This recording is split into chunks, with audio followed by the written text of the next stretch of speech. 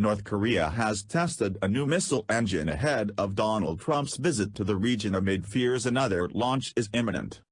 It comes as North Korea has been ramping up its missile technology with regular rocket tests, including 2 intercontinental ballistic missiles launches and its 6th nuclear bomb detonation earlier this year.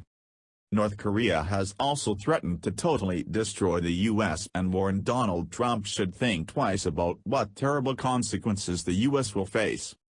The U.S. president is set to visit the region next month, where he will reportedly inspect American forces at one of the largest bases on the Korean peninsula. And now a U.S. government source has revealed the despotic state secretly tested a new type of solid-fuel engine last week. According to the source, the test took place at North Korea's solid-fuel engine testing site in Hamhung. Solid-fueled missiles would give North Korea an advantage as they are ready to fire at a moment's notice. North Korea's arsenal up until now was understood to have relied mainly on liquid-fueled missiles, which are simpler and cheaper to make but are slower to launch as they can only be loaded at the time of fire. Earlier this year, North Korea unveiled its Not-15 rocket, which is a land-based version of its deadly submarine-launched ballistic missile. The missile, called the Pukguksong-2 or Polaris-2, is powered by solid fuel, which would make it almost undetectable by U.S. satellites in the event of war. Melissa Hannum, a senior researcher at the James Martin Center for Non-Proliferation Studies, told The Washington Post, "Solid fuel is very significant because they can launch these missiles much faster and with a smaller entourage than with liquid-fueled missiles, making them much harder for the United States, South Korea and Japan to spot from satellites." The missile engine test comes as a senior CIA analyst warned that Donald Trump's visit to China, Japan and South Korea in November could spark another provocation from Kim Jong-un. Japan's defense minister has also warned North Korea's threat has grown to a critical and imminent level. At the time, the official added it had not been decided if Trump would visit heavily fortified demilitarized zone, DMZ, which separates the North and South.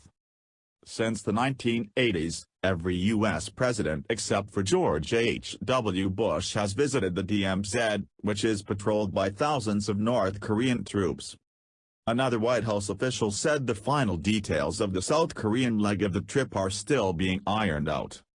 Vice President Mike Pence visited the DMZ earlier this year. More U.S. naval firepower coming to the Korean region, joining the USS Ronald Reagan aircraft carrier now in port in South Korea, the USS Theodore Roosevelt carrier strike group. That includes a guided missile cruiser as well as destroyers. It's the first time that 2 carriers have been off of Korea since June. It comes at, of course, at a heightened time of tension between North Korea and the regional allies. According to the military brass today meeting on the Ronald Reagan, these exercises are a strong warning to North Korea. And yes, that missile threat from North Korea being addressed in an aggressive fashion in exercises today off of Korea. Ships from the United States, South Korea, and Japan practicing spotting North Korean missiles as they come off of the North Korean coastline, just in case of further provocations, Bill. Greg, you know, what more is Secretary Mattis saying on his trip around that region that is so important? This is an important it's a very important, Bill, warm-up trip for the President Trump Asia tour next month. He is now meeting with his defense colleagues in the Philippines. Some strong words actually coming from the new defense minister of South Korea. He says, and I'm quoting here, that the reckless provocations in North Korea must halt. It is leading that country into isolation and collapse. Again, Secretary Mattis goes on to Thailand and South Korea, and coming up next month, the 5-country Asia tour by President Trump. North Korea absolutely at the top of the agenda on most of the talks that he will be involved in. The defense chiefs of Seoul, Washington, and Tokyo agreed to coordinate efforts to resolve North Korea issues using not only pressure but diplomacy. They also vowed to maintain a high state of readiness against any further provocations from Pyongyang through continued combined exercises. North Korea is continuing to verbally lash out against the United States, suggesting this time that it's the victim in the crisis. The Director General of the North American Department of the North's Foreign Ministry argues that the U.S. is the only one stopping Pyongyang from developing nuclear arms, and the regime has no interest in starting a nuclear war.